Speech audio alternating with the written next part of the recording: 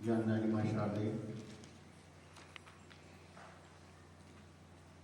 आदरणीय कृष्णा दीदी, श्रद्धेय मंच, राष्ट्रीय सेविका समिति के इस प्राथमिक वर्ग में इस देवभूमि से विभिन्न स्थानों से आई हुई देवी स्वरूपा शिक्षार्थी, शिक्षिका एवं मातृशक्ति, साथ में अपने भारतीय बीमा जगाती के शिक्षक अपूर्व जी, सूरज जी, रजत जी और दीपू भैया। आज विश्व पर्यावरण दिवस, इस विषय का प्रतिपादन करने के लिए आदरणीय कृष्णा दीदी का आदेश हुआ कि आप हमारे शिक्षार्थियों को पर्यावरण के विषय में रखेंगे, क्योंकि यह हमेशा से रहा है इस भारत देश में, भारत संस्कृति में जो हिंदुत्व की भावना है और जो पंच तत्व की बात आती है कि यह शरीर पंच तत्व से मिलकर बना हुआ है, अर्थात ये सारा सब कुछ पर्यावरण से समाहित है। आज विश्व पर्यावरण दिवस के पावन पर्व पर आपको ढेर सारी शुभकामनाएं और बधाई।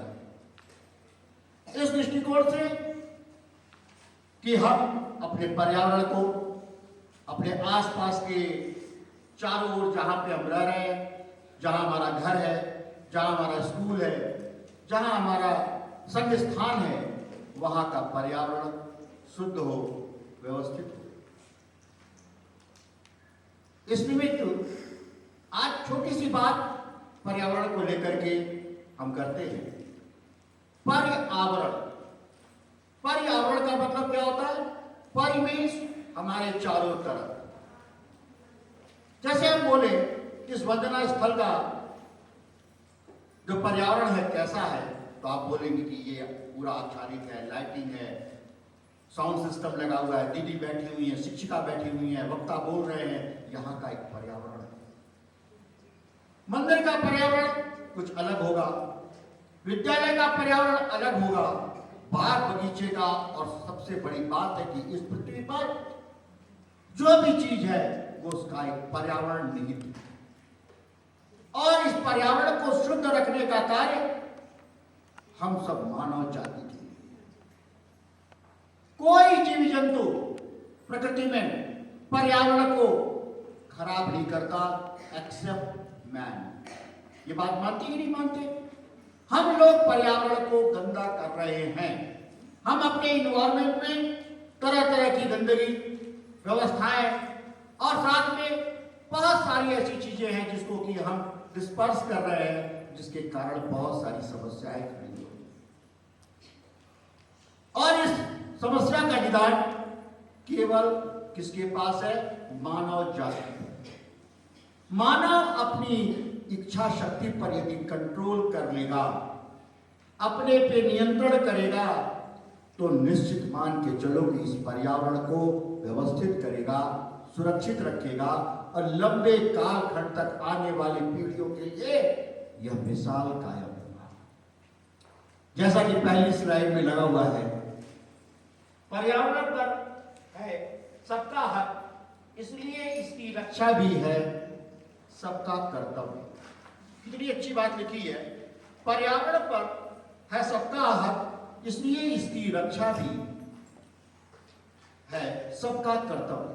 हम सबका मूलभूत कर्तव्य है कि हम अपने पर्यावरण को व्यवस्थित बना करके रखें और इसको सुचारू रूप से करें, जिससे कि इसका हम समय समय पर आनंद लेते रहें और उसके द्वारा जो फल फूल वृक्ष औषधि इत्यादि प्राप्त हो रही है इन पेड़ पौधों के द्वारा, और प्राणवायु जो है ऑक्सीजन है वह भी हमें प्राप्त हो रही है।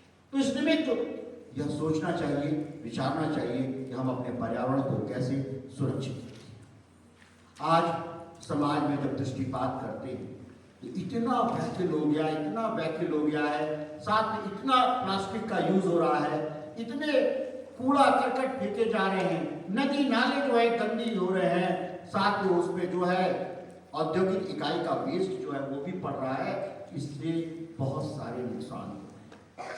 नेक्स्ट स्लाइड कीजिएगा।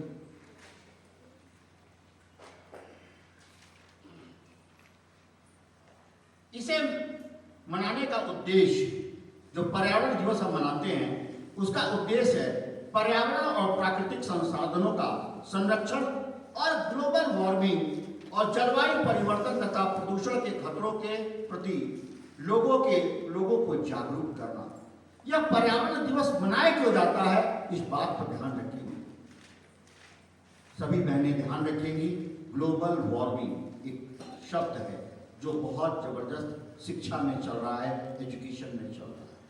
जो ग्लेशियर्स हैं, जो ग्लोबल वार्मिंग के माध्यम से उनका टेम्परेचर जो है वो बढ़ रहा है, और यह देखा जा रहा है कि आने वाले कालखंड में 70-80 वर्षों में टेम्परेचर इंक्रीज हुआ है। 2 डिग्री यदि टेम्परेचर इंक्रीज हो जाए तो शायद इस धरा का त्राहिमाम हो। हमारे अपूर्व आचार्य जी बैठे हैं, डिस्कशन कर रहे थे हमसे, तो बता रहे थे कि कोशिश ये रहनी चाहिए कि हम 1.5 तक तो चलो ठीक है, लेकिन 2 नहीं होना चाहिए। अब इस 2 होने के कारण क्या है? इसका सबसे बड़ा ग्लोबल वार्मिंग का कारण है carbon dioxide, carbon monoxide, nitrous oxide. ये सब जो गैसें होती हैं, जो क्या करती हैं, ऊष्मा का शोषण कर लेती हैं। जैसे हम कह रहे हैं, अभी आपको एग्जाम्पल दे रहा हूं, क्योंकि मैं साइंस का टीचर हूं। आप यहां पर 225 बालिकाएं बैठी हुई हैं, यहां पर हम सब ऑक्सीजन ले रहे हैं और CO2 छोड़ रहे हैं। नतीजा क्या हुआ? यहां पर CO2 का परसेंटेज बढ़ रहा है, तो थोड़ी सी गर्माई बनी रहती है। हम अपने याद करें लहरी के समय में जब कक्ष में रहते हैं, 40 बालिकाएं कक्षा कक्ष में पढ़ती हैं, तो वहां पर कमरा गर्म रहता है। क्यों? Due to CO2। इसी तरीके से जो पृथ्वी का आवरण है उसमें CO2 का, कार्बन मोनोऑक्साइड का, नाइट्रस ऑक्साइड का, यह सब गैसों का, विषैली जो गैसें हैं, उनका यदि प्रतिशत बढ़ता चला जाएगा तो ये क्या होती है? टेम्परेचर को ऑब्जर्व कर लेती है, और जिसके माध्यम से क्या है, ग्लोबल वार्मिंग होने लगता है। अब कोई कहेगा क्या फर्क पड़ता है? जैसे क्या है, नैनीताल में 10 डिग्री टेम्परेचर भी हो जाएगा, 24 डिग्री भी रहेगा, 40 भी रहेगा, बारिश हो गई तो फिर पहुंच गया, वेरिएशन हो रहा है। लेकिन बेटा, जो ग्लोबल वार्मिंग की बात करते हैं, बहुत बड़ी बात होती है टेम्परेचर का पॉइंट में भी इंक्रीज करना। इससे क्या होगा? जो इतने ग्लेशियर्स हैं, बड़े बड़े हिमखंड हैं, पर्वत हैं, ये सब क्या है, यदि ग्लोबल वार्मिंग होगी तो सब पिघलने लगेंगे, नदियों में बाढ़ आ जाएगी, समुद्र भर जाएंगे, ज्वार भाटा शुरू हो जाएगा, और क्या होगा? त्राहिमाम हो जाएगा।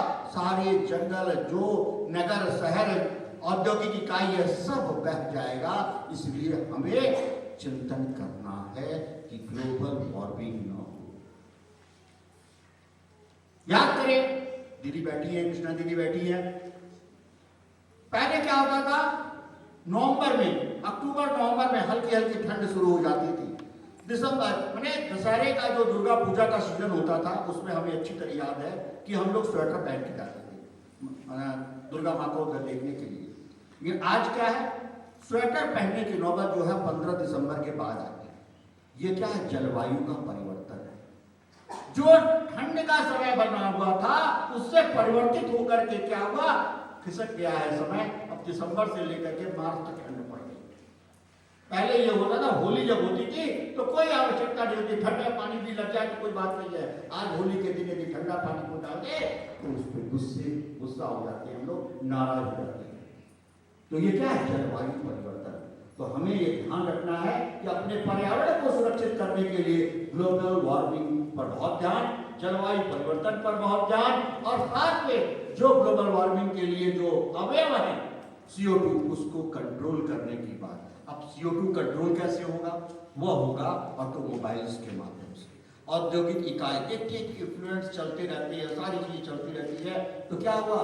दिल्ली है, बैंगलोर है, बॉम्बे साथ में आपका जो मेट्रोपॉलिटन सिटी है, लखनऊ है, सारी चीजें जो है वहां पर दिखाता है। इतनी गाड़ियों की भरमार हो गई है कि आपकी आंखें जो होती हैं लाल हो जाती है। दिल्ली में रात के समय, शाम के समय चांदनी चौक पर चले जाएं तो आंखें जो होंगी वो लाल हो जाएगी, क्योंकि इतना CO2 का वो जो है प्रतिशत हाई होता है और इन्वायरमेंट गर्म है। एक नई समस्या देखी गई है, जब दिवाली आती है पटाखे जलते हैं, खूब जम करके पटाखे होते हैं, खूब हिंदुओं का एक त्योहार है, खूब उसको जलाते हैं, तो उसमें से भी क्या होता है, धुएं निकलते हैं और क्या होता है, फॉग के रूप में जो है वो जम जाता है। दिल्ली NCR में तो ये भी स्थितियां होती हैं। तो कहने का मतलब है हमें अपने व्हीकल जितने भी हैं उनका संसाधन कम करना चाहिए। E-बाइक का, E-कार का, जो बसेस चल रही हैं, CNG बसेस चल रही हैं, उनका प्रयोग करना चाहिए, व्यक्तिगत गाड़ी नहीं प्रयोग करना चाहिए। तो इन बातों का ध्यान रखिए। Next slide.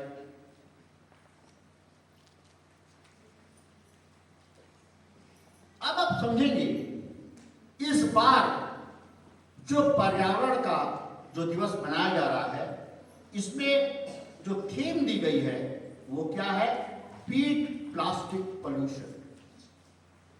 बीट का मतलब क्या होता है, जीतना। प्लास्टिक का क्या होता है, प्लास्टिक के प्रयोग। और पोल्यूशन मतलब क्या हुआ, प्रदूषण। हमें प्लास्टिक के प्रदूषण से जीतना है।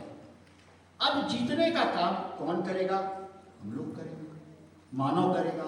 हम सबको ये चिंता होनी चाहिए कि हम जब सब्जी लेने जाए तो घर से थैला लेकर के जाए, ठीक है ना, घर से थैला लेके जाए। और प्लास्टिक की जो पॉलिथीन्स होती हैं उसको सब्जी उसमें इत्यादि में। दूसरा क्या है, जो दूध की थैली होती है, जो दूध की थैली आती है वो सबसे ज्यादा घातक होती है। क्यों, दूध की थैली है, मम्मी यहां से कट लगाती है, उसका छोटा सा टुकड़ा निकलता है और वो क्या कूड़े में जाता है, गौ माता उसको खाती है, माँ के पेट में जाता है और क्या हुआ, नुकसान शुरू हो जाता है। हमेशा याद रखें, सब बहनें याद रखें, जब भी दूध को काटे तो उसका जो कुन्ना है वो उसमें लगा होना चाहिए और दूध आप निकालना चाहिए। वो प्लास्टिक की जो थैली है उसमें वो कुन्ना लगा होना चाहिए, वो कट के अलग नहीं होना चाहिए। इस बात का विशेष ध्यान रखेंगे और कोशिश करेंगे कि प्लास्टिक का प्रयोग बहुत कम करें। जीवन में सोचो तो सुबह से लेकर के शाम तक कितना प्लास्टिक का सामान यूज करते हैं। मैं गिनाऊं, सबसे पहले उठेंगे, ब्रश का जो क्या होता है हैंडल प्लास्टिक का, मग नहाएंगे प्लास्टिक का, बाल्टी प्लास्टिक की, बैठने वाला पीढ़ा प्लास्टिक का।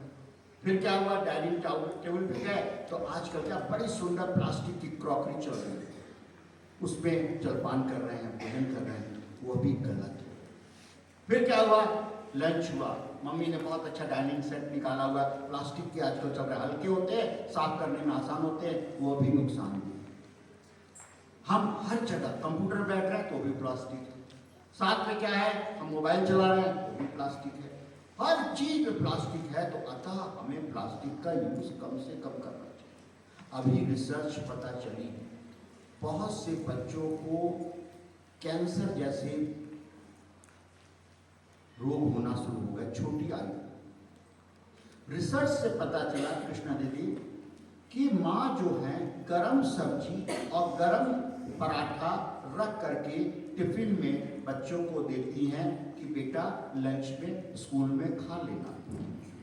तो वह जो गरम पराठा गरम सब्जी रखती हैं, वह क्या वहाँ के प्लास्टिक के जो अवयव होते हैं वो सब्जी में और पराठे में मिक्स हो जाते हैं, जो कि कार्सिनोजेन होते हैं, कैंसर उत्पन्न करने के कारक। तो इसलिए ध्यान रखना चाहिए कि हमें मम्मी को कहिए कि स्टील के गरम की चिंता नहीं, बहुत गरम ठंडा नहीं, गरम तो खा लें घर में, लेकिन अपने घर में जब टिफिन लेके जाएं तो प्लास्टिक का नहीं स्टील का क्या है टिफिन होना चाहिए। यह बात ध्यान रखनी चाहिए। आप सब शिक्षार्थी हैं, इसमें बहुत सी शिक्षिकाएं हैं, विद्या मंदिर की भी टीचर हैं, इन लोग को ध्यान रखना चाहिए कि अपने स्कूल में अपने सहपाठियों को यह अवेयरनेस करें कि वो प्लास्टिक की जो है टिफिन में उसका यूज न करें, वो स्टील का टिफिन होना चाहिए। दूसरा विषय एक निकल करके आता है कि हम लोग जो है बहुत सारे पेय पदार्थ पी रहे हैं, थम्स अप पीते हैं, लिम्का पीते हैं, पेप्सी पीते हैं, बहुत सारे प्लास्टिक के गिलास में पीते हैं, प्लास्टिक के गिलास में चाय भी पी लेते हैं, ट्रेन में पी लेते हैं। यह भी गलत है, वह हमारे शरीर में कैंसर उत्पन्न कर रहा है। डॉक्टरों ने यह सिद्ध कर दिया है। अमेरिकन कंट्रीज ने बैन कर रखा है प्लास्टिक को, लेकिन इंडिया में यह चीज नहीं हो पा रही है। ये दुर्भाग्य है। मोदी जी ने और योगी जी ने मिलकर के प्लास्टिक को बैन किया था, लेकिन वो फिर धीरे धीरे शुरू हो गया। लेकिन यह चीज बैन करने से नहीं, अपनी स्वतः प्रेरणा से होनी चाहिए। हर चीज के लिए मोदी जी और योगी जी नहीं रिस्पॉन्सिबल होंगे, हम भी रिस्पॉन्सिबल होंगे। हम भी एक मानव हैं और हमारा भी कुछ वो है वर्चस्व की, जिसके कारण हम अपने आप में नियंत्रण कर सकते हैं। तो इन बातों का विशेष ध्यान रखेंगे। नेक्स्ट देखिएगा स्लाइड। अब देखिए, नेक्स्ट करिए।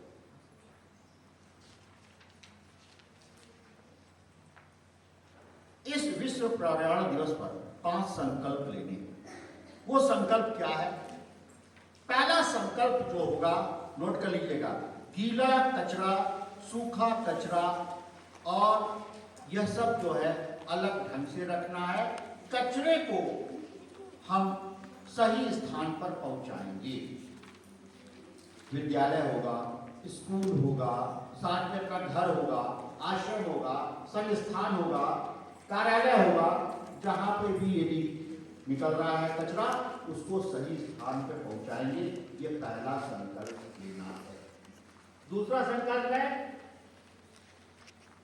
वायु प्रदूषण के लिए। वायु प्रदूषण के लिए हमें अपनी गाड़ियों पर नियंत्रण करना है और कोशिश करना है कि डीजल और पेट्रोल वाले जो वाहन हैं उनका प्रयोग कम करें। साथ में ऐसे पब्लिक ट्रांसपोर्ट को यूज करें जो कि बसेस इत्यादि हो, सीएनजी युक्त हो और सारी चीजें। देखिए कि कई ट्रक जाते हैं, काला धुआं लेके जाते हैं, वो सब क्या है? गड़बड़ है। वो हमारे संसाधनों को पूरा करते हैं, खराब करते हैं और हमारे पर्यावरण को नुकसान पहुंचाते हैं। यह दूसरा संकल्प लेना है कि हमें कम से कम उस यूज करिए, साइकिल यूज कर लीजिए, रिक्शा यूज कर लीजिए, ई रिक्शा यूज कर लीजिए, बैटरी वाली गाड़ी यूज कर लीजिए, स्कूटी यूज कर लीजिए, लेकिन पेट्रोल और डीजल वाले ऐसे वाहन हो जिसके से बहुत ज्यादा धुआं न निकल पाए। तीसरा संकल्प है कि हमें पेड़ लगाने।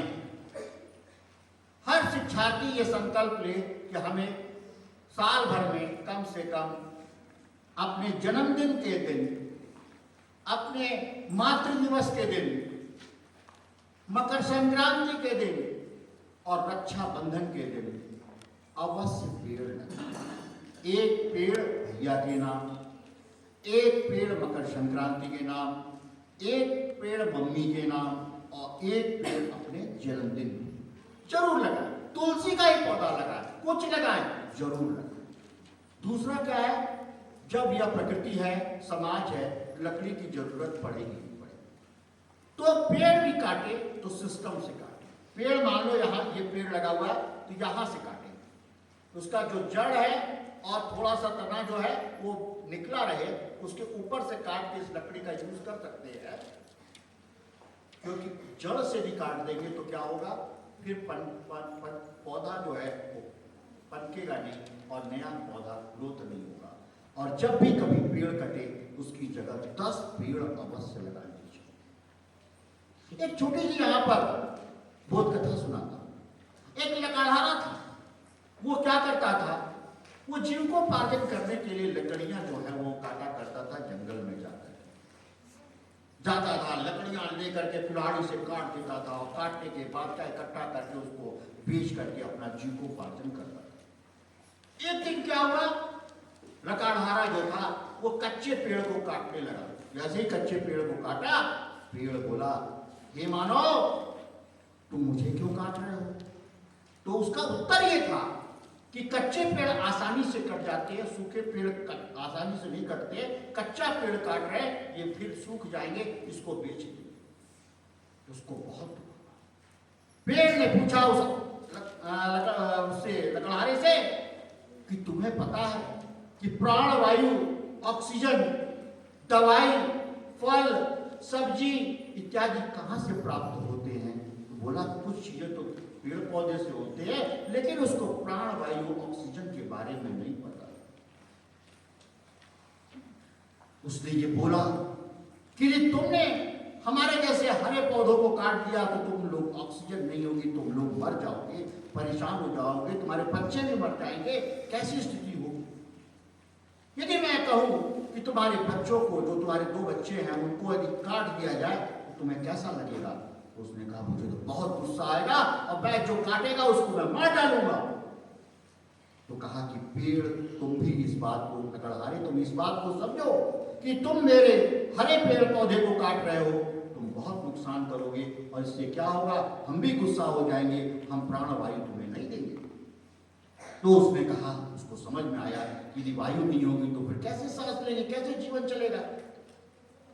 उसके बाद उसको ध्यान आया। उसने ये कहा कि कैसे चलेगा काम? तो उसने कहा कि तुम लकड़ियां ले जाओ और लकड़ियां ले जाकर के उसको बेचो, फिर छोटे छोटे पौधे नर्सरी से खरीद करके उनको बेचना शुरू करो, तुम्हें जरूर लाभ होगा। ये पेड़ कहता है लकड़हारे से, बहुत कथा है। उस बात को लकड़हारा अमल किया और लकड़ियां बेच करके उसने छोटे छोटे 15-20 पौधे खरीदे और उसको अपने सिर पे रख करके कॉलोनी में बेचने लगा। उससे क्या हुआ, उसको अच्छा मुनाफा मिला और वो क्या हुआ, धीरे धीरे उसकी आर्थिक स्थिति सुधरती चली गई। मालूम चला कि आने वाले 3-4 साल में उसने, लकड़हारे ने एक नर्सरी खोली।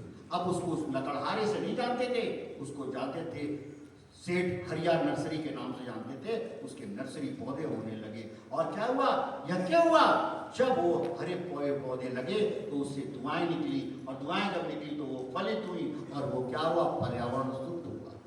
तो कहने का मतलब क्या हुआ कि हमें हरे पेड़ पौधे नहीं काटने हैं और हमें वृक्ष लगाने की एक आदत आनी चाहिए कि अपने जन्मदिन पे, मम्मी के मातृ दिवस पर, मकर संक्रांति पर, रक्षाबंधन पर जरूर एक पेड़ लगाएं। भले तुलसी का पौधा लगाएं, लेकिन जरूर लगाएं।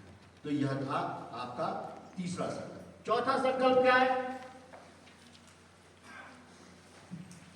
प्लास्टिक और पॉलिथीन को बंद करना। आज इस पर्यावरण की जो चर्चा हो रही है डॉक्टर सूर्य प्रकाश जी के द्वारा, यह बात मान लें कि हम पॉलिथीन का प्रयोग नहीं करेंगे, हम अखबार से कुछ लिफाफे बना लेंगे, हम थैला लेकर के मार्केट में जाएंगे, हम कुछ और व्यवस्था बनाएंगे जिसके माध्यम से पॉलिथीन का यूज नहीं करेंगे और अपने अगल बगल अड़ोस पड़ोस में सभी मातृशक्ति को, बहनों को बोलेंगे घर घर में पॉलिथीन जो है यूज। इसका एक छोटा सा प्रयोग मैं सिखाता हूँ यहाँ पर, मेरा यूट्यूब पे भी वो वीडियो पड़ी है, बहुत चर्चित हुई इसको कृष्णा दीदी। उसमें यह है कि पॉलिथीन रूपी राक्षस को हमें बोतल में बंद करना है। मान लीजिए 10 थैली आ गई, अब आई गई, दूध की थैली आ गई, वो आ गया, क्रैक जैक आ गया, बिस्किट आ गया, सब रैपर में प्लास्टिक है। तो उसका क्या काम है, सब एक जगह इकट्ठा करते जाओ एक थैली में और उसको बैठ के कैंची से काटो। क्यों कह रहा हूं कैंची से काटने के लिए? यदि पॉलिथीन होगा तो आप उसका रीयूज करेंगे, दिक्कत होगा ना। आपका कोई पॉलिथीन है तो होता है ना कि मम्मी को कोई चीज पैक करके पड़ोसी को देना तो पॉलिथीन पे रख करके देगा, हमें पॉलिथीन खत्म करना है। तो छोटे छोटे क्या है, उसके पीसेस को काट करके पेप्सी की कोई बॉटल होती है उसके अंदर भरते जाओ भरते जाओ भरते जाओ। ये देखा गया है कि एक जो 2 लीटर की बॉटल होती है उस पर 2.5 किलो जो है पॉलिथीन जो है उसके अंदर भरी जा सकती है। छोटा छोटा काट करके खूब ठोस करके भर दो और उसको बंद करो। तो क्या वो प्लास्टिक रूपी जिंदगी कहाँ बंद हो गया? बोतल में बंद हो गया। ऐसे 1 बोतल इकट्ठा करो, 2 बोतल इकट्ठा करो, 3 बोतल इकट्ठा करो और उससे क्या है, आजकल नई नई डिजाइनें बनती हैं, उसको प्लास्टिक ब्रिक के रूप में इस्तेमाल किया जाता है और घर बनाया जाता है। और मोदी जी ने और योगी जी ने एक नया प्रयोग शुरू किया है, उसी से आजकल रोड बनाई जा रही है। सारी प्लास्टिक को एक जगह इकट्ठा करके मेल्ट करके उसके ग्रैन्यूल्स बना करके रोड बनाई जा रही है, चमचमाती रोड बन रही है, तो उस प्लास्टिक का यूज हो रहा है। तो कोशिश ये करना है कि हमें प्लास्टिक जैसे जिन्न को, राक्षस को बोतल में बंद करना है। बंद करके बनाओ, 2 बोतल 3 बोतल बनेगी। राष्ट्रीय सेविका समिति की बहनें अपने अपने बोतल को लेकर के क्या है, जब आएंगी शाखा स्थल पर, तो शाखा स्थल की बाउंड्री भी क्या है, चिन्हित की जाएगी। यहाँ ये हमारी बहनों ने अपने बोतल से बनाया है। तो प्लास्टिक के ये अनुप्रयोग हो सकते हैं, एप्लीकेशन हो सकता है, जिसको कि हम यूज कर सकते हैं और आगे बढ़ सकते हैं। तो प्लास्टिक का एक यूज हमें कम से कम करना है, इस बात का ध्यान रखना। ये हमारा चौथा संकल्प था। 5वां संकल्प जो है वह है कि वातावरण सुरक्षित रहे, इसके लिए सदैव हमें तत्पर रहना है। कहीं पेड़ लगाना हो, कहीं व्हीकल बंद करना हो, कहीं कोई व्यवस्था बनानी हो, तो उसको हमें जरूर करना है। और पर्यावरण को सुरक्षित रखने के लिए हमें ध्यान रखना है कि हमें इस चीज को करना। सब लोगों ने सुना हुआ है ये कि एक चीज चलती है, किसने किसने सुना, हाथ जरा खड़ा करेंगे, अम्लीय वर्षा। अम्लीय वर्षा जबकि मैंने नहीं सुनी है। Acid rain. आगरा एक ऐसा प्रयोग स्थल है जहां से इंडस्ट्रियलाइजेशन इतना जबरदस्त हुआ कि वहां से इफ्लुएंट निकलने लगे, और वो नाइट्रस ऑक्साइड, सल्फर डाइऑक्साइड और विभिन्न कार्बन डाइऑक्साइड गैस जो निकली, वो क्या हुआ, वो जाकर के वायुमंडल में ऑक्सीजन नमी से मिल करके क्या होता है, उसको क्या करते हैं कि वह सल्फ्यूरिक एसिड बना देते हैं। सल्फर डाइऑक्साइड हाइड्रोजन से कंबाइन करके सल्फ्यूरिक एसिड बना लेती है। क्लोरीन जो होती है वो हाइड्रोजन से मिलकर के HCl बना लेती है। और क्या है, वह जब क्या करते हैं, नमी के रूप में, जब ओस के रूप में जब गिरते हैं, तो क्या होता है, वह पीले पीले पड़ जाते हैं। बहुत बहनें होंगी वृंदावन मथुरा में रही, मैंने खुद देखा है। उसको लोग कह देते हैं चंदन वर्षा बोल देते हैं, लेकिन वो चंदन वर्षा नहीं है, वह क्या है, अम्ल वर्षा है। और यही कारण है कि जो ताजमहल है वो पहले एकदम व्हाइट हुआ करता था, अब धीरे धीरे धीरे धीरे पीला पड़ता जा रहा है। तो अम्लीय वर्षा जो है यह बहुत ही, और अम्लीय वर्षा के कारण क्या होता है, कई बार होता है, मम्मी बोलती है घर पे कि बेटा पहली बारिश है, इसमें नहाना मत, नहीं तो क्या हुआ नुकसान, बहुत लोग को क्या एलर्जी सी हो जाती है, फफोले पड़ जाते हैं, क्योंकि अम्लीय वर्षा बहुत होता है, बारिश में नहाने का मन करता है, लेकिन मम्मी पहली बारिश में रोकती है कि नहीं रोक, वो करना है। यह बात ध्यान रहे, अमल रहे कि अम्लीय वर्षा जो है उसका कारण क्या है, इंडस्ट्रियलाइजेशन, और साथ में क्या है, जो वायु होती है उसके कारण जो है यह चीजें, carbon dioxide, nitrous oxide, sulphur dioxide, ये सब जो गैसें है वो पानी से मिलकर के वो क्या है, वो एसिड में परिवर्तित हो जाती है। तो इन बातों का ध्यान रखना है कि अम्लीय वर्षा। दूसरा एक विषय आता है, अपने पृथ्वी के ऊपर एक ओजोन लेयर, वह ओजोन लेयर जो है वह हमें पराबैंगनी किरणों से बचाती है, हम लोग सुरक्षित, ठीक है ना, पराबैंगनी किरणों से बचा देती है, जिससे हम सुरक्षित हैं। लेकिन क्या होता है, बहुत सारे जेट विमान होते हैं, बहुत सारे रॉकेट होते हैं, जब लॉन्च होते हैं तो वो क्या होता है, उसमें छेद कर देते हैं, जिसको कि हम ब्लैक होल्स के नाम से जानते हैं। किस नाम जानते हैं, ब्लैक होल्स के नाम से। अब सोचो कि एक मान लो टॉर्च है, टॉर्च से भी हम यहाँ फोकस करेंगे कितनी दूर फोकस होगा, लेकिन इसी टॉर्च से हम यहाँ से फोकस करेंगे तो कितना बड़ा फोकस बनेगा, इतना बड़ा बनेगा ना। अब वो सूर्य यदि फोकस करेगा तो कितनी बड़ी एरिया में होगा। तो एक छोटा सा चित्र बहुत बड़े एरिया के क्या है, भूमि पर पड़ता है, और वहां के पौधे जो होते हैं जल जाते हैं। जो लोग कहते हैं ना हमें सनबर्न हो गया, बोलते हैं, बहनें बोलती है सनबर्न हो गया, लखनऊ वाले कहते हैं सनस्क्रीन क्रीम लगा, पर कोई प्रभाव नहीं। तो इसलिए हमें अपने ओजोन लेयर की ध्यान रखना है। ओजोन लेयर कैसे डुप्लीकेट होता है, कैसे टूटता है, तो याद रखेंगे क्लोरोफ्लोरोकार्बन से। ये क्लोरोफ्लोरोकार्बन कहां पे यूज होता है, यह फ्रिज में यूज होता है, एयर कंडीशन में यूज होता है, आपके सेविंग जो फॉग बनाई जाती है, जेल्स बनाई जाती है, उसमें यूज होता है। इसका भरपूर करते क्लोरोफ्लोरोकार्बन का वो वायुमंडल में जाकर के उसको डुप्लीकेट कर देती है और वहां पे छिद्र हो जाता है। तो इन सब बातों का ध्यान रखना कि वो जो इसी तरीके से क्या अब यहाँ पे थोड़ा सा लोग कहते हैं कि एक क्रीम है जो त्वचा को गोरा कर देती है। कौन सी क्रीम है? Fair and lovely. Fair and lovely cream क्या है? वो क्या है कि जब हम उसको लगाते हैं तो उसका दुष्परिणाम क्या होता है? हमारी त्वचा जो होती है इसमें जो कलर होता है वो मेलानिनोफोर के द्वारा होता है। जो सांवलापन होता है ना वो मेलानिनोफोर होता है।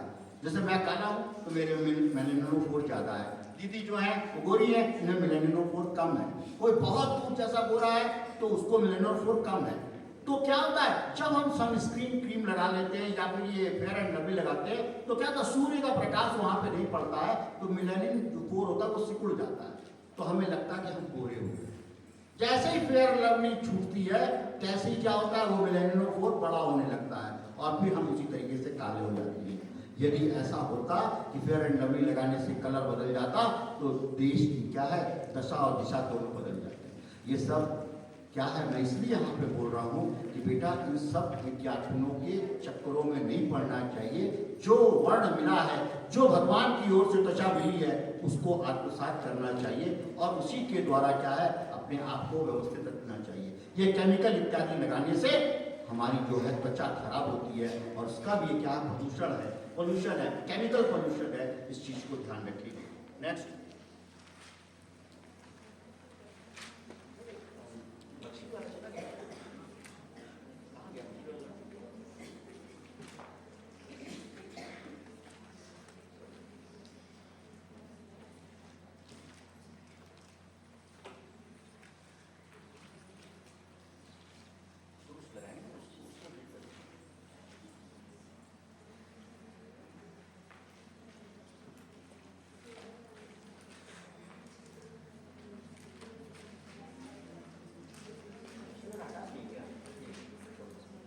ये देख रहे हैं ये क्या है कोई बताएगा? वेल। आज एक बात पूछता हूं, वेल जो है वो मछली है। यदि इस मछली को हम जमीन पर रख दें वो मरेगी या जिंदा रहेगी? चलिए अब कोटिंग होगी, कोई बोलेगा नहीं। कितने लोग कह रहे हैं कि वेल मछली जो है जमीन पर रखी जाएगी तो मर जाएगी? हाथ खड़ा कर दे, हाथ खड़ा करें, क्या दिक्कत है? क्लास नहीं है, ठीक। बाकी लोग क्या कह रहे हैं? जिंदा रहेगी, जिंदा रहेगी। कितने लोग कह रहे हैं? हाथ खड़ा कर दें। और जो बोलेगा जिंदा रहे वो कारण नहीं बताएगा। बताएं, कोई ना कोई तो विज्ञान का होगा। मैं बता रहा हूं, वेल मछली यदि जमीन से बाहर निकाल दी जाएगी तो वह जो है जिंदा रहेगी। कारण वो मछली नहीं है, वो स्तनधारी है, वो हम लोग के प्रजाति में आती है, पानी में रहती है इसलिए उसको मछली कह देते हैं। लेकिन वेल मछली मर जाएगी। दोनों बात बोल दिया मैंने। क्यों मर जाएगी? क्योंकि बेटा वह मछली जो है इतनी बड़ी होती है, यहां से समझ लो वीर भट्टी बड़ी, जहां से आए ना चढ़ाई चढ़े हो इतनी बड़ी, उसका वजन इतना होता है कि वह क्या अपने गुरुत्व बल के कारण क्या है पूरी उसकी हड्डियां क्रश कर जाएगी।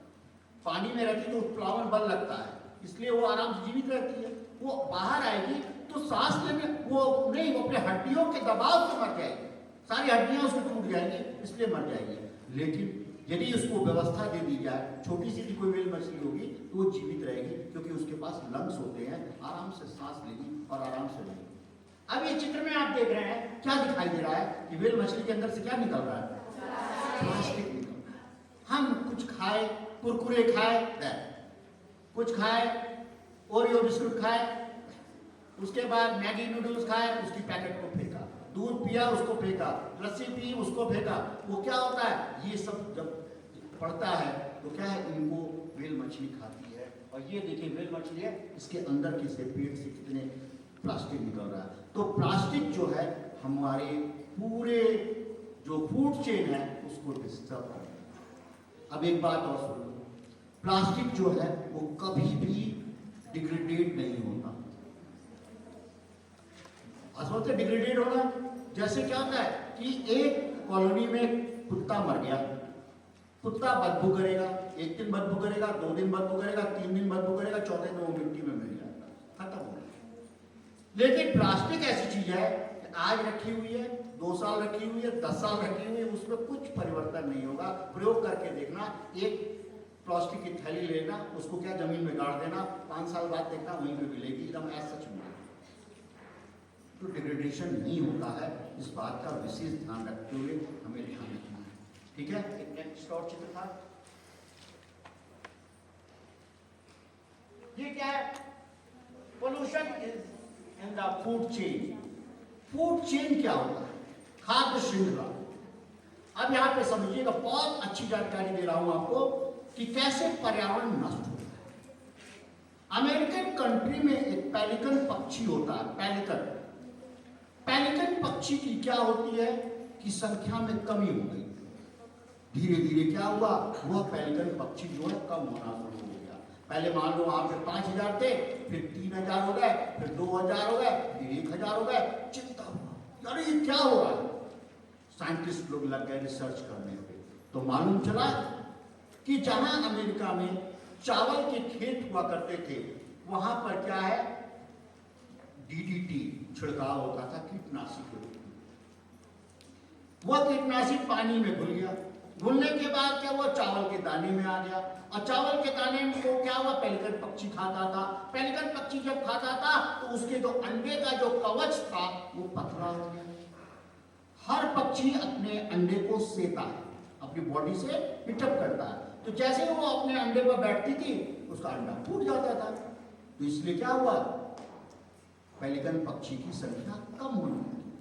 तो नतीजा क्या हुआ, वैज्ञानिकों ने ये क्या किया, अमेरिकन कंट्री में डीडीटी को बैन कर दिया कि अब डीडीटी जो है यूज नहीं होगा। और फिर क्या हुआ, सारे पौधे जो अच्छे हुए और उसको खाया गया, और उसको बाद खाया, जितने भी पक्षी थे वो खाने लगे, उनके जो एग की सेल थी वो क्या है, सेट हो गई, और उसके बाद उनकी संख्या बढ़ने लगी।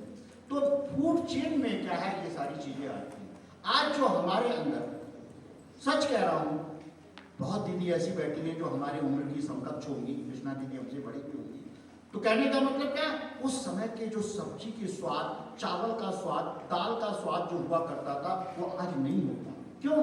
कारण है उसमें पेस्टिसाइड्स और जो फर्टिलाइजर्स मिलाए जाते हैं उसका प्रभाव आता है, और जिसके कारण आज क्या है, बहुत सारे बच्चों को जो है शुरू से डायबिटीज हो जाती है, किसी को कोई परेशानी हो जाती है, किसी को कैंसर हो जाता है। ये क्या है, ये सब खान पान हमारे फूड चेन को क्या है, डिस्टर्ब कर दिया है, जिसके कारण हमें ऐसा हो रहा है। इसीलिए क्या है, ऑर्गेनिक खेती की जाती है, केचुए की खाद वाली खेती होती है, गोबर की खाद की जो खेती होती है, वो जो सब्जियां होती हैं वो अच्छी होती है।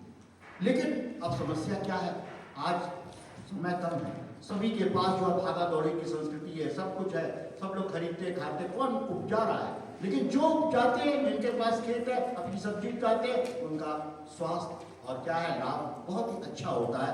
यह हमारे पर्यावरण की देन है। तो बच्चों, आज पर्यावरण दिवस के दिन हमने आपको बहुत सारी जानकारियां दी, 5 संकल्प भी दिए, और इन संकल्पों को हम अपने जीवन में आत्मसात करेंगे और कोशिश करेंगे कि हमारे कारण हमारा पर्यावरण दूषित न हो। यदि कोई प्लास्टिक की चीज खाए तो उसको ठिकाने पर कूड़ेदान में डालें।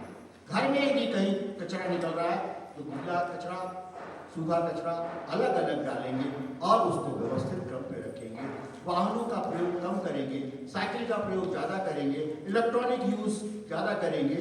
साथ में सबसे बड़ी बात है कि जो प्लास्टिक की थैली, एक संकल्प लेकर के यहाँ से आज पर्यावरण दिवस के दिन पे उठे कि हम पॉलिथीन को बैन करेंगे। अपने स्कूल में, अपने कॉलेज में, अपने घर पे, अपने कार्यालय में, अपने संघ स्थान पे, कहीं कुछ नहीं, मान लो दीदी कहती है संग स्थान पे कुछ लेकर आना है, लाई या कोई चीज खाने की चना उना लेके आना, तो भी उसको कागज के थैले में अखबार से बना करके लेकर के जाएंगे तो अच्छा रहेगा। आप धीरे धीरे कोशिश करेंगे तो बहुत ही अच्छा रहेगा।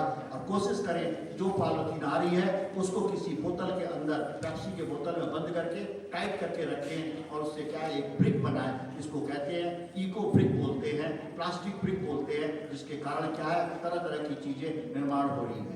तो कहने का क्या मतलब हुआ कि हम अपने ही द्वारा पर्यावरण को शुद्ध रख सकते हैं, पर्यावरण को हम अच्छा बना सकते हैं, जिससे क्या है हमारी प्राण वायु जो है ऑक्सीजन हमें मिलती है। तो ध्यान रहे कि ऑक्सीजन कम नहीं होनी चाहिए। हम लोग पर्वतीय क्षेत्रों में आते हैं आबो हवा बदलने के लिए, बहुत बहने यहाँ पर रुद्रपुर की हैं, हल्द्वानी की हैं, सारी हैं। वहाँ के ऑक्सीजन में और अपने नैनीताल के ऑक्सीजन में बहुत अंतर है। यहाँ पर क्या है शुद्ध ऑक्सीजन है, जिससे क्या है हम लोग का स्वास्थ्य लाभ जो है अच्छा होता है, फेफड़े अच्छे काम करते हैं और इसी कारण है कि हम व्यवस्थित रहते हैं। कोरोना काल में देखा गया जब सारी धरा पृथ्वी जो है वो बंद हो गई थी, सारे लोग घरों में रहते थे, तो सारे आकाश जो थे वो साफ हो गए थे, नदियाँ साफ हो गई थी ऑटोमेटिक, सारी चीजें जो कि हम पॉल्यूशन नहीं कर रहे थे। तो हमें यह ध्यान रहे कि इस प्रकृति को नष्ट करने में हमारा ही योगदान है। हम अपने आप पे नियंत्रण रखेंगे तो हमारी प्रकृति, हमारा पर्यावरण जरूर सुरक्षित रहेगा और हम आगे बढ़ेंगे। एक छोटी सी बात और कहना चाहूँगा, दिमाग में सोचना। एक कॉलोनी है, एक कॉलोनी में 100 प्लॉट है। दीदी सब लोग समझेंगे, 100 प्लॉट है। हर प्लॉट, एक प्लॉट मेरा है, एक बार दीदी का है, कृष्णा दीदी का, दीदी का है, उमा दीदी का, सबका, सब बच्चों का एक प्लॉट है, ठीक है। हर के घर में पानी की जरूरत पड़ेगी, हर कोई बोरिंग।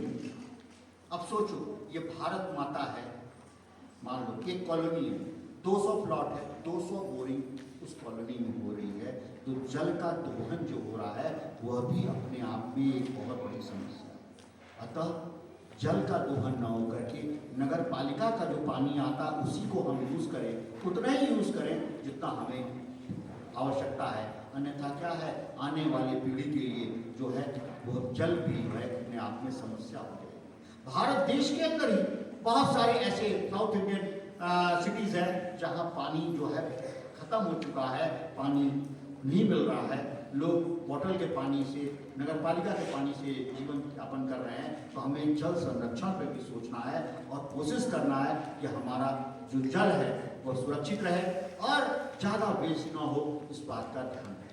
तो हम केवल आज इस पर्यावरण दिवस पे आप सभी को शुभकामना देते हैं और साथ में यह संकल्प कि हमारी जो 5 बातें हैं इनको अपने जीवन में अमल करेंगे और अच्छे शिक्षार्थी के रूप में राष्ट्रीय सेविका समिति के आप स्वयं सेविका हैं, इस बात का ध्यान रखते हुए समाज में इस बात की अलग जगाएंगे कि प्लास्टिक बैन हो, पोल्यूशन कम हो, जो भी इस तरीके की चीजें हैं कचरे के संबंधित वो व्यवस्थित हो।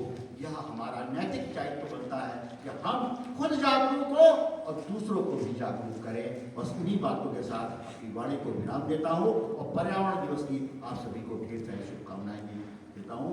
हमारे साथ घोष लगाएंगे, भारत माता की जय, भारत माता की जय।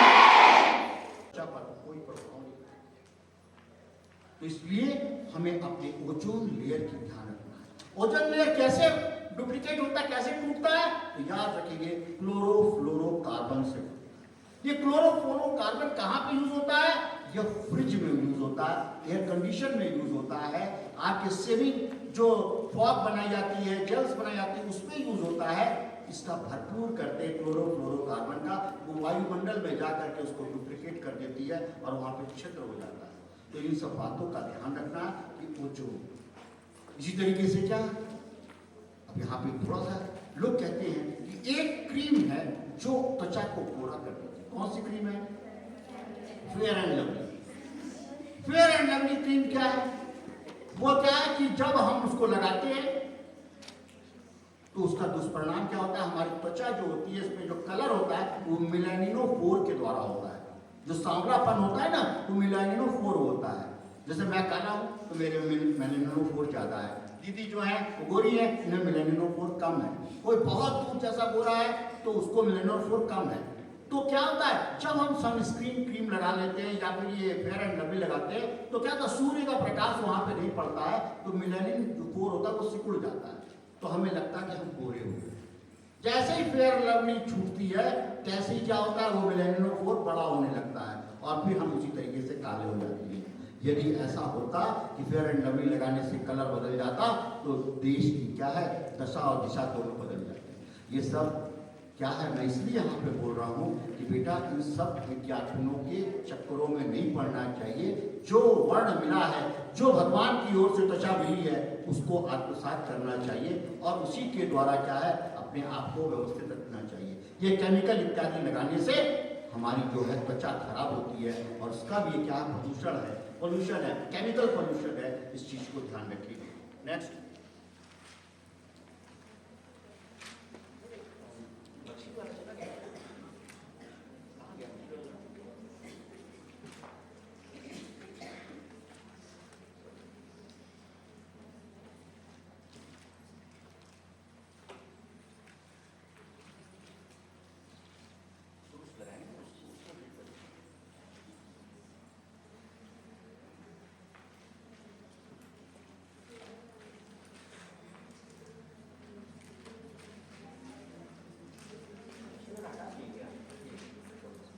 अब ये देख रहे हैं, ये क्या है कोई बताएगा? वेल। आज एक बात पूछता हूं, वेल जो है वो मछली है। यदि इस मछली को हम जमीन पर रख दें वो मरेगी या जिंदा रहेगी? चलिए अब कोटि होगी, कोई बोलेगा नहीं। कितने लोग कह रहे हैं कि वेल मछली जो है जमीन पर रखी जाएगी तो मर जाएगी? हाथ खड़ा कर दे, हाथ खड़ा करें, क्या दिक्कत है, क्लास नहीं है, ठीक है। बाकी लोग क्या कह रहे हैं, जिंदा रहेगी, जिंदा रहेगी भी कितने लोग कह रहे हैं, हाथ खड़ा कर दें। और जो बोलेगा जिंदा रहे वो कारण नहीं बताएगा, बताएं, कोई ना कोई तो विज्ञान का होगा। मैं बता रहा हूं, वेल मछली यदि जमीन से बाहर निकाल दी जाएगी तो वह जो है जिंदा रहेगी। कारण वो मछली नहीं है, वो स्तनधारी है, वो हम लोग के प्रजाति में आती है, पानी में रहती है, उसको मछली कह देते हैं। लेकिन वेल मछली मर जाएगी। दोनों बात बोल दिया मैंने। क्यों मर जाएगी? क्योंकि बेटा वह मछली जो है इतनी बड़ी होती है, यहां से समझ लो वीर भट्टी बड़ी, जहां से आए हो ना चढ़ाई चढ़े हो, इतनी बड़ी, उसका वजन इतना होता है कि वह क्या अपने गुरुत्व बल के कारण क्या है पूरी उसकी हड्डियां क्रश कर देगा। पानी में रहती तो प्लावन बल लगता है, इसलिए वो आराम से जीवित रहती है। वो बाहर आएगी तो सांस लेने वो नहीं, वो अपने हड्डियों के दबाव से मर जाएगी, सारी हड्डियां उसको टूट जाएंगी, इसलिए मर जाएगी। लेकिन यदि उसको व्यवस्था दे दी जाए, छोटी सी भी कोई वेल मछली होगी तो वो जीवित रहेगी, क्योंकि उसके पास लंग्स होते हैं, आराम से सांस लेगी और आराम से रहेगी। अब ये चित्र में आप देख रहे हैं क्या दिखाई दे रहा है कि वेल मछली के अंदर से क्या निकल रहा है? प्लास्टिक निकल रहा है। हम कुछ खाए, कुरकुरे खाए, कुछ खाए, ओरियो बिस्कुट खाए, उसके बाद मैगी नूडल्स खाए, उसकी पैकेट को फेंका, दूध पिया उसको फेंका, लस्सी पी उसको फेंका। वो क्या होता है, ये सब जब पड़ता है तो क्या है, इनको वेल मछली खाती है। और ये देखिए वेल मछली है, इसके अंदर के से पेट से कितने प्लास्टिक निकल रहा है। तो प्लास्टिक जो है हमारे पूरे जो फूड चेन है उसको डिस्टर्ब करता है। अब एक बात और सुन लो, प्लास्टिक जो है वो कभी भी डिग्रेडेट नहीं होता। असमझते डिग्रेडेट होना, जैसे क्या होता है कि एक कॉलोनी में कुत्ता मर गया, कुत्ता बदबू करेगा, एक दिन बदबू करेगा, 2 दिन बदबू करेगा, 3 दिन बदबू करेगा, चौथे दिन वो मिट्टी में मिल जाएगा, खत्म हो गया। लेकिन प्लास्टिक ऐसी चीज है कि आज रखी हुई है, 2 साल रखी हुई है, 10 साल रखी हुई है, उसमें कुछ परिवर्तन नहीं होगा। प्रयोग करके देखना, एक प्लास्टिक की थैली लेना, उसको क्या जमीन में गाड़ देना, 5 साल बाद देखना वहीं पे मिलेगी, एकदम ऐसा सच में। तो डिग्रेडेशन नहीं होता है। इस बात का विशेष ध्यान रखते हुए हमें ध्यान रखना है। ठीक है, एक नेक्स्ट और चित्र था, ये क्या है? Pollution is in the food chain. Food chain क्या होता है? खाद्य श्रृंखला। अब यहां पे समझिएगा, बहुत अच्छी जानकारी दे रहा हूं आपको कि कैसे पर्यावरण नष्ट होता है। अमेरिकन कंट्री में एक पेलिकन पक्षी होता है, पेलिकन। पेलिकन पक्षी की क्या होती है कि संख्या में कमी हो गई। धीरे धीरे क्या हुआ, वह पेलिकन पक्षी जो है कम होना शुरू हो गया। पहले मान लो वहां पे 5000 थे, फिर 3000 हो गए, फिर 2000 हो गए, फिर 1000 हो गए। चिंता हुआ, अरे ये क्या हो रहा है? साइंटिस्ट लोग लग गए रिसर्च करने पे, तो मालूम चला कि जहां अमेरिका में चावल के खेत हुआ करते थे, वहां पर क्या है, डीडीटी छिड़काव होता था, कीटनाशक। वह कीटनाशक पानी में घुल गया, घुलने के बाद क्या हुआ, चावल के दाने में आ गया, और चावल के दाने में को क्या हुआ, पेलिकन पक्षी खाता था। पेलिकन पक्षी जब खाता था तो उसके जो अंडे का जो कवच था वो पतला हो गया। हर पक्षी अपने अंडे को सेता है, अपनी बॉडी से पिटअप करता है, तो जैसे वो अपने अंडे पर बैठती थी उसका अंडा फूट जाता था। तो इसलिए क्या हुआ, पेलिकन पक्षी की संख्या कम होने लगी। तो नतीजा क्या हुआ, वैज्ञानिकों ने ये क्या किया, अमेरिकन कंट्री में डीडीटी को बैन कर दिया कि अब डीडीटी जो है यूज नहीं होगा। और फिर क्या हुआ, सारे पौधे जो अच्छे हुए और उसको खाया गया, और उसको बाद खाया जितने भी पक्षी थे वो खाने लगे, उनके जो एग की सेल थी वो क्या है, सेट हो गई, और उसके बाद उनकी संख्या बढ़ने लगी। तो फूड चेन में क्या है, ये सारी चीजें आती हैं। आज जो हमारे अंदर, सच कह रहा हूं, बहुत दीदी ऐसी बैठी हैं जो हमारी उम्र की समकक्ष होंगी, कृष्णा दीदी हमसे बड़ी भी होंगी। तो कहने का मतलब क्या, उस समय के जो सब्जी के स्वाद, चावल का स्वाद, दाल का स्वाद जो हुआ करता था वो आज नहीं होता। क्यों? कारण है उसमें पेस्टिसाइड्स और जो फर्टिलाइजर्स मिलाए जाते हैं उसका प्रभाव आता है, और जिसके कारण आज क्या है, बहुत सारे बच्चों को जो है शुरू से डायबिटीज हो जाती है, किसी को कोई परेशानी हो जाती है, किसी को कैंसर हो जाता है। ये क्या है, ये सब खान पान हमारे फूड चेन को क्या है, डिस्टर्ब कर दिया है, जिसके कारण हमें ऐसा हो रहा है। इसीलिए क्या है, ऑर्गेनिक खेती की जाती है, केचुए की खाद वाली खेती होती है, गोबर की खाद की जो खेती होती है, वो जो सब्जियां होती हैं वो अच्छी होती है। लेकिन अब समस्या क्या है, आज समय कम है, सभी के पास जो भागा दौड़ी की संस्कृति है, सब कुछ है, सब लोग खरीदते खाते, कौन उपजा रहा है? लेकिन जो उपजाते हैं, जिनके पास खेत है, अपनी सब्जी उगाते हैं, उनका स्वास्थ्य और क्या है, लाभ बहुत ही अच्छा होता है। यह हमारे पर्यावरण की देन है। तो बच्चों, आज पर्यावरण दिवस के दिन हमने आपको बहुत सारी जानकारियां दी, 5 संकल्प भी दिए, और इन संकल्पों को हम अपने जीवन में आत्मसात करेंगे और कोशिश करेंगे कि हमारे कारण हमारा पर्यावरण दूषित न हो। यदि कोई प्लास्टिक की चीज खाए तो उसको ठिकाने पर कूड़ेदान में डालें। घर में यदि कहीं कचरा निकल रहा है तो गीला कचरा, सूखा कचरा अलग अलग डालेंगे और उसको व्यवस्थित क्रम पे रखेंगे। वाहनों का प्रयोग कम करेंगे, साइकिल का प्रयोग ज़्यादा करेंगे, इलेक्ट्रॉनिक यूज ज़्यादा करेंगे। साथ में सबसे बड़ी बात है कि जो प्लास्टिक की थैली, एक संकल्प लेकर के यहाँ से आज पर्यावरण दिवस के दिन पे उठे कि हम पॉलिथीन को बैन करेंगे। अपने स्कूल में, अपने कॉलेज में, अपने घर पे, अपने कार्यालय में, अपने संघ स्थान पे, कहीं कुछ भी। मान लो दीदी कहती है संघ स्थान पे कुछ लेकर आना है, लाई या कोई चीज खाने की चना उना लेके आना, तो भी उसको कागज के थैले में अखबार से बना करके लेकर के जाएंगे तो अच्छा रहेगा। आप धीरे धीरे कोशिश करेंगे तो बहुत ही अच्छा रहेगा। और कोशिश करें जो पॉलिथीन आ रही है उसको किसी बोतल के अंदर, पेप्सी के बोतल में बंद करके टाइट करके रखें, और उससे क्या है, एक ब्रिक बनाए, इसको कहते हैं इको ब्रिक बोलते हैं, प्लास्टिक ब्रिक बोलते हैं, जिसके कारण क्या है, तरह तरह की चीजें निर्माण हो रही है। तो कहने का क्या मतलब हुआ कि हम अपने ही द्वारा पर्यावरण को शुद्ध रख सकते हैं, पर्यावरण को हम अच्छा बना सकते हैं, जिससे क्या है, हमारी प्राण वायु जो है, ऑक्सीजन हमें मिलती है।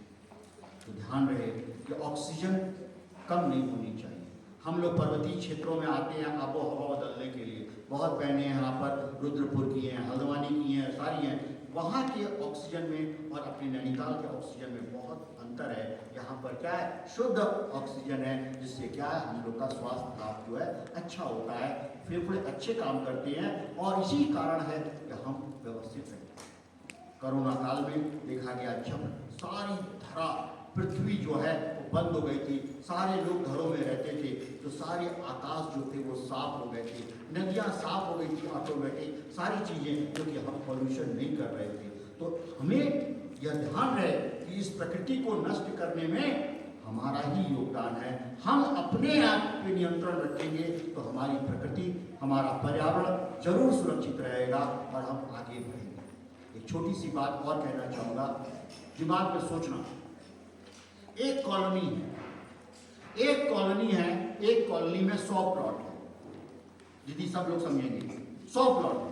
हर प्लॉट, एक प्लॉट मेरा है, एक बार दीदी का है, कृष्णा दीदी का, एक दीदी का है, उमा दीदी का, सबका, सब बच्चों का एक प्लॉट है, ठीक है। हर के घर में पानी की जरूरत पड़ेगी, हर कोई बोरिंग। अब सोचो, ये भारत माता है, मान लो एक कॉलोनी है, 200 प्लॉट है, 200 बोरिंग उस कॉलोनी में हो रही है, तो जल का दोहन जो हो रहा है वह भी अपने आप में एक बहुत बड़ी समस्या है।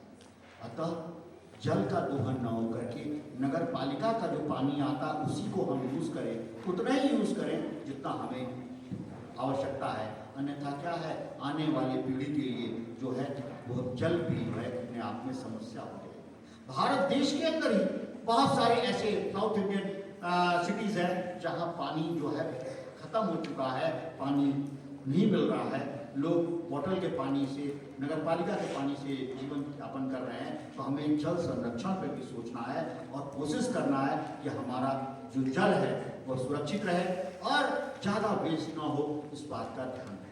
तो हम केवल आज इस पर्यावरण दिवस पे आप सभी को शुभकामना देते हैं और साथ में यह संकल्प कि हमारी जो 5 बातें हैं इनको अपने जीवन में अमल करेंगे और अच्छे शिक्षार्थी के रूप में राष्ट्रीय सेविका समिति के आप स्वयंसेविका हैं, इस बात का ध्यान रखते हुए समाज में इस बात की अलग जगाएंगे कि प्लास्टिक बैन हो, पोल्यूशन कम हो, जो भी इस तरीके की चीजें हैं कचरे के संबंधित वो व्यवस्थित हो। यह हमारा नैतिक दायित्व बनता है कि हम खुद जागरूक हो और दूसरों को भी जागरूक करें। बस इन्हीं बातों के साथ अपनी वाणी को विराम देता हूँ और पर्यावरण दिवस की आप सभी को ढेर सारी शुभकामनाएं देता हूँ। हमारे साथ उद्घोष लगाएंगे, भारत माता की जय, भारत माता की जय।